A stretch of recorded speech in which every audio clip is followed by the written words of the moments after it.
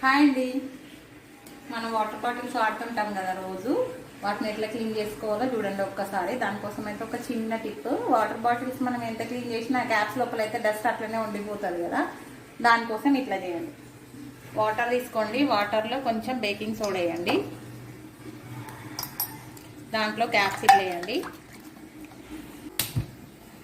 కొంచెం సేపు ఇవి టప్పర్ వేరు కాబట్టి బాయిల్ చేసుకో. హాట్ వాటర్ పోసి కడుక్కుంటే సరిపోతుంది.